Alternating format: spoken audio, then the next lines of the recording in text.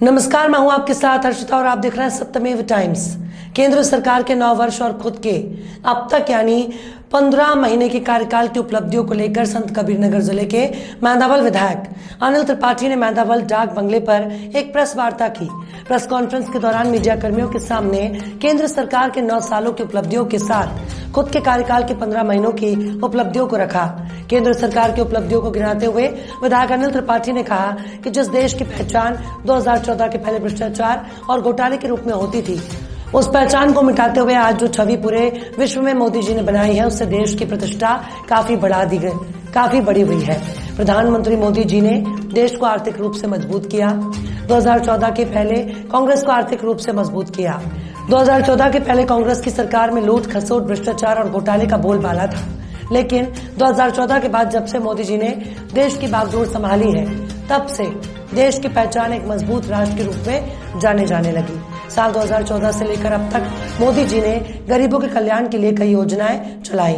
सभी गरीबों के पक्के मकान बने, उन्हें इलाज के लिए आयुष्मान कार्ड दिए, महिलाओं को उज्ज्वला गैस कनेक्शन दिया। विधायक अनिल ने कॉन्फ्रेंस के दौरान विपक्ष पर तंज कसते हुए कहा कि जो लोग जनधन खाते का मजाक उड़ा रहे थे, आज उन्हें पता चल गया कि मोदी जी ये खाते क्यों खुलवाए थे। आज सरकार के द्वारा चलाए जा रहे तमाम योजनाओं से लाभान्वित होने वाले गरीबों को उनके हक का पैसा सीधे उनके खाते में मिल रहा है। कहीं से भी वो बिचौलियों के शिकार नहीं हो रहे। विपक्ष नोटबंदी और जीएसटी को लेकर आरोप लगा रही थी। देश की अर्थव्यवस्था को जाली नोटों से चोट पहुंचाने वाले देश के दुश्मन चाइना और पाकिस्तान को करारा जवाब देने के लिए नोटबंदी की। तमाम तरह के टैक्स से लोगों को निजात दिलाने की जीएसटी लाए। आज जीएसटी के जरिए 2 लाख करोड़ रुपए का संचयन हो रहा है, जो देश की प्रगति में बड़ा सहायक सिद्ध साबित हो रहा है। विधायक अनिल त्रिपाठी ने प्रदेश की योगी सरकार के द्वारा कराए जा रहे कार्यों की प्रशंसा करते हुए कहा कि आज पूरे प्रदेश में राष्ट्रीय राजमार्गों का जाल बिछाकर आदरणीय योगी जी ने ये दिखा दिया कि अपराध के खात्मे के साथ विकास कार्य कैसे कराए जाते हैं। आज यूपी अपराध मुक्त हुआ, कहीं कोई भ्रष्टाचार नहीं। आज योगी जी के भरोसे निवेशकों ने यूपी में 32.5 लाख करोड़ का निवेश किया। विधायक अनिल त्रिपाठी ने यह दावा किया कि इस बार यूपी की सभी सीटें एनडीए के खाते में जाएंगी, जिसके चलते केंद्र में एक बार फिर मोदी जी की सरकार बनेगी। विपक्ष पर तंज कसते हुए उन्होंने कहा कि अखिलेश यादव जी जलते दीपक को सूरज बताकर प्रदेश की 80 सीटों पर जीत का जो दावा कर रहे हैं, ये उनका ख्याली पुलाव है। बीएसपी के साथ महागठबंधन करके जब वो कुछ नहीं कर पाए तो आप क्या कर लेंगे। वहीं अपने कार्यकाल के 15 महीनों की उपलब्धियों को मीडिया के सामने रखते हुए उन्होंने कहा कि क्षेत्र की सभी जर्जर सड़कों का तेजी से निर्माण कार्य कराया जा रहा है। तमाम सड़कों को गड्ढा मुक्त किए जाने का अभियान प्रगति पर है।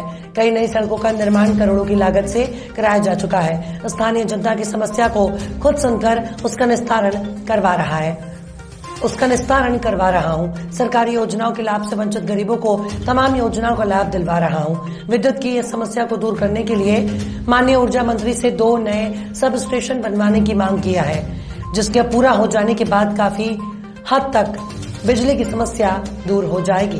प्रेस कॉन्फ्रेंस के दौरान मेंधावल विधायक अनिल त्रिपाठी ने और क्या कुछ कहा, आइए सुनते हैं उनका ये पूरा बयान। सभी पत्रकार साथियों का मैं हृदय से स्वागत करता हूं। जो ये प्रेस कॉन्फ्रेंस है, ये हमारे देश के यशस्वी प्रधानमंत्री आदरणीय मोदी जी के 9 वर्ष के कार्यकाल के संबंध में है। ये जो उन्होंने 2014 से लेकर के 2023 तक ये 9 वर्षों का कार्यकाल पूरा किया है, इसमें उन्होंने देश को कितना आगे पहुंचाया है, किस तरीके से देश ने तरक्की किया है और अंतर्राष्ट्रीय स्तर पर हमारा देश कितना मजबूत हुआ है, पॉलिटिकल लेवल पे और ग्राउंड लेवल पे। मैं आप लोगों से जरूर कहना चाहूँगा कि 2014 के पहले और 2014 के बाद ये जो भारत है हमारा, आज जमीन आसमान का अंतर है। जिस भारत की प्रतिष्ठा दुनिया की नज़र में काफ़ी कमज़ोर थी, काफ़ी पीछे पिछड़ा हुआ माना जाता था, आज हमारा देश काफ़ी मजबूत माना जाता है। और हाल ही में आपने अभी मुश्किल से 24 घंटे या 36 घंटे हुए होंगे, हमारे प्रधानमंत्री जी अमेरिका में गए थे और उन्होंने अमेरिकन कांग्रेस के लीडर्स को संबोधित किया किस प्रकार से दुनिया के सबसे ताकतवर देश के राजनीतिज्ञों ने कितना सम्मान दिया, आप सबने देखा। तो ये तो उनके जो कार्य हैं, उन्होंने जिस तरीके से देश को आर्थिक रूप से समृद्ध करने का काम किया, राजनीतिक रूप से ताकतवर बनाने का, सामरिक रूप से ताकतवर बनाने का काम किया, उसकी देन है कि आज पूरी दुनिया में एक प्रतिष्ठा भारत को मिला है। 2014 के पहले जिस देश में कांग्रेस के शासनकाल में भ्रष्टाचार का बोलबाला था, कितने प्रकार के कोयला घोटाला, स्पेक्ट्रम घोटाला, घोटालों की पूरी श्रृंखला और भ्रष्टाचार का चरम था, जिस प्रकार से देश कमजोर हुआ था और देश के लोगों ने, जनता ने एक उम्मीद के साथ मोदी जी को उनके नाम पर भारी वोट देकर के बहुमत की सरकार बनाई थी। उसे मोदी जी ने साबित किया और जो उनका पहला कार्यकाल था 2014 से लेकर के 19 के बीच में, उन्होंने बुनियादी चीजों को मजबूत करने का काम किया, देश के गरीबों के कल्याण का काम। कोई कल्पना नहीं कर सकता था कि किस प्रकार से जो उन्होंने जनधन खाते बैंकों में खुलवाए, विपक्षियों ने आरोप लगाया कि यार ये तो फर्जी है, ये तो खाते खोलने का कोई मतलब नहीं, लेकिन वही खाते ऐसे बने कि आज जो जितनी भी सरकार की योजनाएं हैं, डायरेक्ट बेनिफिट ट्रांसफर जिसको कहे डीबीटी, उन सारी सरकारी योजनाओं का डायरेक्ट लाभ जनता को मिल रहा है। कोई भी बिचौलिया आज जनता को प्राप्त लाभ का कमीशन नहीं ले सकता, चाहे वो आवास के लिए दिया जा रहा हो, चाहे वो पेंशन के लिए दिया जा रहा हो, या अन्य किसी भी प्रकार के सहयोग जहां पे किए जा रहे हो, वो इस प्रकार से मोदी जी ने किया। यह देश जहां पर नकली नोटों का और ब्लैक मनी का जो संकट था इस देश में, नकली नोट, हर आदमी एक दो नोट महीने में एक दो बार हर आदमी के पास एक दो नकली नोट आ जाते थे, क्योंकि हमारी अर्थव्यवस्था को कमजोर करने का काम ये जो हमारे देश के अगल बगल के देश, पाकिस्तान, चाइना खास करके, ये दोनों देश नकली नोट छाप करके हमारे यहाँ भेजते थे और असली नोट ये वापस पहुंचा देते थे विदेशों में। तो उन्होंने जो नोटबंदी का किया काम, उसकी वजह से नकली नोट अपने आप बाहर हो गए और ब्लैक मनी भी वो बाहर आ गया, वो चलन में आ गया, चाहे जिस प्रकार से भी। तो ये अर्थव्यवस्था को मजबूत करने का काम हुआ। और आपने देखा होगा कि किस प्रकार के टैक्सेस में बदलाव करके जो ये जीएसटी लाया गया, इनकम टैक्स के अलावा जितने भी और टैक्स थे, बहुत सारे टैक्सेस को बंद करके जीएसटी लाया गया। और जीएसटी आज मुझे लगता है कि प्रति महीने 2 लाख करोड़ के आसपास जीएसटी का संचयन हो रहा है। शुरुआत में लगता था कि जीएसटी बहुत ही कमजोर टैक्स है, इसमें धनराशि नहीं आ रही है, देश को नुकसान पहुंच रहा है, लेकिन आज जिस प्रकार से जीएसटी को लाया गया, तो आमूल चूल परिवर्तन करने का काम मोदी जी ने किया देश के गरीबों के कल्याण के लिए। आप देखिए, जो एक लक्ष्य बनाया गया कि इस देश में जितने भी लोग पक्के छत में नहीं रहते, झोपड़ियों में रहते हैं, कच्चे मकानों में रहते हैं, वो सारे लोगों को पक्की छत दी जाए, ऐसी योजना बनाई गई। और छत के साथ साथ शौचालय दिया जाए स्वच्छता के लिए। तो आज मुझे लगता है कि जिस प्रकार से भारी संख्या में नगरों में और ग्रामीण क्षेत्रों में करोड़ों लोगों को पक्के मकान दिए गए, ये देश को, इससे अर्थव्यवस्था भी मजबूत हुई। ये जो पैसे दिए गए 1.5 लाख रुपए, 1,20,000 रुपए ग्रामीण और 2.5 लाख रुपए नगरीय आवास के लिए, इससे अर्थव्यवस्था भी मजबूत हुई, गांव गांव में पैसा पहुंचा, अनेक रोजगार भी मजबूत हुए, चाहे वो सीमेंट का कारोबार हो या फिर जो है लेबर मजदूरों के लिए काम करने का अवसर हो, या फिर जो है ईंटे भट्ठों के लिए, अन्य प्रकार के बहुत सारे रोजगार के अवसर इससे उत्पन्न हुए। और आप ये देखिए कि आज जो समरसता की भावना आ रही है, आज जो ये सरकार की योजनाएं, केंद्र सरकार की योजनाएं, प्रदेश सरकार की योजनाएं गरीब कल्याण की, चाहे वो हिंदू हो, मुसलमान हो, दलित हो, पिछड़ा हो या फिर अगड़ा समाज का हो, हर व्यक्ति के लिए जो गरीबी रेखा के नीचे आ रहा है, हर व्यक्ति के लिए, और गरीबी रेखा के नीचे आने वाले लोग जो पहले बीमारियों से अक्सर उनके परिवार में देहांत हुआ करता था, आज हमारी सरकार ने जो तय किया है आयुष्मान भारत, आयुष्मान कार्ड बना करके हर उस गरीब को 5 लाख रुपए तक का मुफ्त का इलाज, पूरे परिवार को एक इलाज का संरक्षण दिया गया। और आप ये देखें कि आज कोई भी व्यक्ति कितनी भी गंभीर बीमारी से ग्रस्त क्यों ना हो, अगर वो गरीब है तो उसका इलाज हमारी सरकार करा रही है। और हमारे मुख्यमंत्री जी ने, पूज्य योगी जी महाराज जी ने तो लगातार, मैं आपको बताऊं कि अपने विधानसभा क्षेत्र में अब तक मुझे लगता है कि 250 से ज्यादा लोगों को, पिछले 15 महीनों के अंदर 250 से ज्यादा लोगों को, उसमें मुसलमान भाई भी हैं, मुसलमान बहनें भी हैं और हिंदू समाज के भी हर समुदाय के लोग हैं, हर जाति के लोग हैं, गरीब हैं, उन्हें 70,000, 50,000 से लेकर के और 7 लाख रुपए तक का इलाज का पैसा हमारे उत्तर प्रदेश की सरकार जी ने दिया है। पूज्य योगी जी हमारा मुख्यमंत्री जो निधि से दिया गया हो। तो आज कोई भी व्यक्ति, हमारे देश का कोई भी गरीब परिवार का व्यक्ति अगर रोगग्रस्त हुआ है तो उसको पर्याप्त इलाज मिला है। तो ये जो काम किया, इससे हमारा देश पूरी तरीके से एक सक्षम और विकसित देश बनने की दिशा में आगे बढ़ रहा है। और इसके साथ साथ आप देखेंगे कि उत्तर प्रदेश में पहले जो गुंडा राज हुआ करता था, दंगे हुआ करते थे, माफियागिरी चलती थी, लोगों की जमीनों पर अवैध कब्जा होते थे, आज पूरी तरीके से मुक्त हो गया है। यह प्रदेश भय मुक्त प्रदेश, अपराध मुक्त प्रदेश, दंगा मुक्त प्रदेश बन चुका है। तो इस पर जो है हमारे पूज्य योगी जी महाराज अक्सर कहते हैं कि प्रधानमंत्री मोदी जी की प्रेरणा से, तो मोदी जी ने देश के विकास के साथ साथ, देश को आगे ले जाने के साथ साथ प्रदेश के ऊपर भी, प्रदेश नेतृत्व को भी मार्गदर्शन किया है और लगातार करते हैं। और इस लिहाज से देखा जाए तो वो परिणाम जो आज दिखाई दे रहा है, दुनिया के पैमाने पर भारत का जो स्थान दिखाई दे रहा है, वो ऐतिहासिक है। इस प्रकार का कभी नहीं हुआ करता। अभी उन्होंने जो NH1 वीजा जो कि पहले इंडिया में आकर के उसको करते थे, अब अमेरिका में वहीं पर हो जाया करेगा।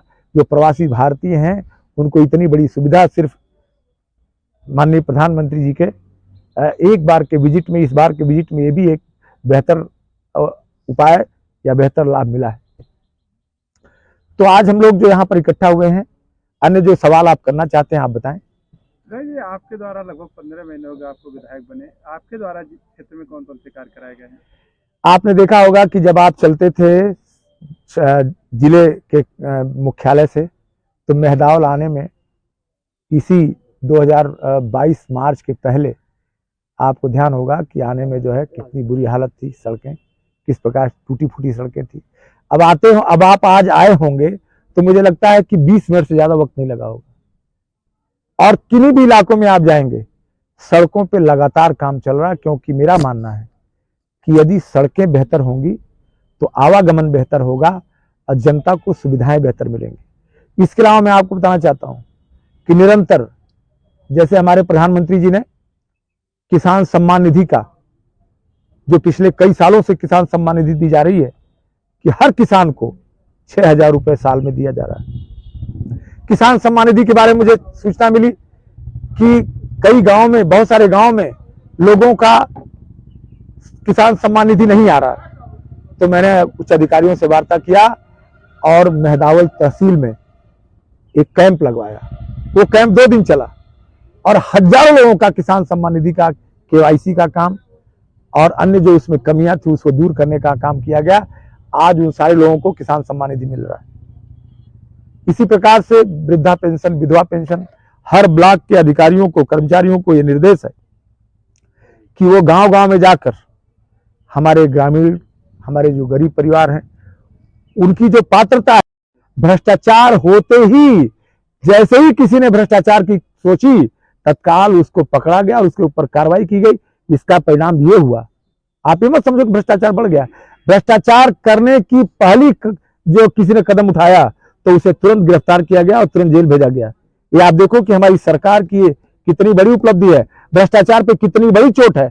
अदरवाइज भ्रष्टाचार होता था, कोई पकड़ा जाता था क्या? इसके पहले की सरकारों में भ्रष्टाचार ऊपर से नीचे तक होता था, कोई पकड़ा जाता था? पकड़ा गया, इसका मतलब भ्रष्टाचार के ऊपर एक प्रहार है। बिजली व्यवस्था को लेकर काफी लोग नाराज रहते हैं। बिजली व्यवस्था नाराज, देखिए बिजली व्यवस्था क्या है कि अभी एक तो गर्मी का मौसम बहुत भयंकर है, प्रकृति ने भी साथ नहीं दिया। आप ये देख लीजिए कि अब तक तो काफी बरसात हो जाती थी, मौसम अच्छा हो जाता था, बिजली की डिमांड कम हो जाती थी, लेकिन लगातार गर्मी की वजह से बिजली की डिमांड इतनी ज्यादा बढ़ गई, लोड इतना ज्यादा बढ़ गया कि कई जगह जो है वो सिस्टम में गड़बड़ी आ गई, कहीं जल गया। और कभी कभी मानवीय गलतियों से, इस बार जो अभी 3 दिन पहले जो यहाँ पर बिजली का प्रॉब्लम आया था, वो एक जगह जो है फीडर जल गया, तो ये मानवीय गलती है। एसओएस ने वहां पर जो है तो उसके खिलाफ कार्रवाई करने के लिए मैं लिखा हुआ है। अब माननीय मंत्री जी से मैं मिल करके आया हूं और मैंने कहा है, अभी मैंने डिमांड किया है, हमारे इस इलाके में अभी कई बिजली के फीडर बनाने की जरूरत है। 33/11 के कई जो है सब स्टेशन बनाने की जरूरत है। हमने अभी 2 सब स्टेशन की मांग किया है। एक तो ढोड़ में हमने कहा है, तो इससे जो है कछार के इलाके में आ जाएगा। एक धमसिंघवा में कहा है, इससे कि उस इलाके में अब बिजली का प्रॉब्लम खत्म हो जाएगा। तो जब सब स्टेशन की कमी रहेगी तो भी एक प्रॉब्लम आती है, जब आपके पास बेसिक कम्युनिटीज की कमी रहती है तो भी प्रॉब्लम आती है। तो अगर 2 सब स्टेशन बन जाएंगे और जो अन्य सब स्टेशन अभी नए नए बने हैं, जिनको कभी लोकार्पण भी हुआ है, तो ऐसा होने से क्या होगा कि डिस्ट्रीब्यूशन आसान हो जाएगा, लोड जो है वो कम हो जाएगा और इससे फिर फॉल्ट कम होगा, तो बिजली की समस्या दूर होगी। उस पर काम किया जा रहा है। 9 साल में पूरी तरह से फेल रही भारतीय जनता पार्टी। आप ये बताओ कि कोई व्यक्ति अंधा हो, उसे दिखाई न दे और उसको लगे कि पूरी दुनिया में अंधेरा है, तो ये बताओ, ये तो समाजवादी पार्टी यही कर रही है। वो तो अंधे वाली बात कर रही है, उसे सारी दुनिया में अंधेरा दिखाई दे रहा है। उसे नहीं दिख रहा है कि किस प्रकार से हाईवेज बन रहे हैं। उत्तर प्रदेश आज सबसे ज्यादा नेशनल हाईवे है। उत्तर प्रदेश में सबसे ज्यादा ये आपके जो है हवाई अड्डे हैं। उत्तर प्रदेश में सबसे ज्यादा इंटरनेशनल हवाई अड्डे होने जा रहे हैं, सबसे ज्यादा एक्सप्रेसवेज हो रहे हैं। उत्तर प्रदेश में विकास का लग रहा है कि जैसे हमारे मोदी जी की कृपा सबसे ज्यादा है कि देश का एक अच्छा खासा बजट हमारे प्रदेश में आ रहा है। और उसके बाद भी अगर ये लोग कहें, आज प्रदेश की स्थिति अगर अच्छी नहीं होती, हिंदुस्तान नहीं पूरी दुनिया के पैमाने में प्रदेश की स्थिति अच्छी नहीं होती, तो अभी जो इन्वेस्टर समिट हुआ है, global investor summit, 32.5 lakh crore का इन्वेस्टमेंट का ऑफर यूपी में नहीं आता। इस यूपी में कभी कोई इन्वेस्टमेंट का ऑफर आता था? इस यूपी में कोई बिजनेसमैन आता था? इस यूपी में कभी कोई इंडस्ट्रिस्ट आता था? ये सारे के सारे लोग डर के मारे नहीं आते थे कि जाएंगे तो गुंडा टैक्स लगेगा, माफिया काम नहीं करने देंगे। इसलिए अन्य सरकारों में यहां पर कभी इन्वेस्टर नहीं आता था। लेकिन आज योगी जी की सरकार में कितना बड़ा परिवर्तन हुआ है कि आज एक इन्वेस्टर समिट में मुश्किल से 1 महीने की तैयारी में 32.5 लाख करोड़ का इन्वेस्टमेंट का प्रस्ताव आया। ये छोटी बात करें, आज हमारे संत कबीर नगर में 6,000 करोड़ का प्रस्ताव आया, लेकिन उसको जमीन पर आने में ग्राउंड सेरेमनी जब करना होगा उसके थोड़ा टाइम लगता है मेरे भाइयों। और आप लोग तो पत्रकार हैं, आप लोग तो सब जानते हैं, आप तो दुनिया के बारे में एक एक चीज जानते हैं। आप बताओ, मेरी बात से सहमत है नहीं है? 80 सीटें कह रही हैं जीतेगी समाजवादी पार्टी पूरे उत्तर प्रदेश में। तो देखो ऐसा है कि ये तो वही है, क्या कहते हैं, दीपक जला करके और कहना कि ये सूरज है। आप ये बता दो कि जब बहन मायावती जी के साथ अखिलेश जी ने गठबंधन किया था, जिसको महागठबंधन कहा गया था, तब तो ये मुश्किल से दोनों मिलाकर 15 सीट जीत पाए। और आप ये बताओ, आज जब इनका कोई गठबंधन नहीं है, अरे भाई नीतीश जी का गठबंधन करके या कांग्रेस का गठबंधन करके या फिर जो है उद्धव ठाकरे जी का गठबंधन करके या फिर जो है अन्य जो ऐसे लोग हैं साउथ की जो पार्टीज हैं उनका गठबंधन करके आपको यूपी में क्या लाभ मिलने वाला? जिनका गठबंधन से लाभ मिला था वो तो गठबंधन टूट गया। तो आप कैसे कह रहे हो कि 80 में? अरे मैं तो बता रहा हूं कि 80 की 80 चली जाएंगी इनकी। और जो हमारे पूज्य योगी जी महाराज ने ये संकल्प लिया है कि 80 की 80 सीटें जीतेंगे मोदी जी के झोली में डालेंगे तो यह संकल्प सत्य दिखाई देगा आने वाले दिनों में।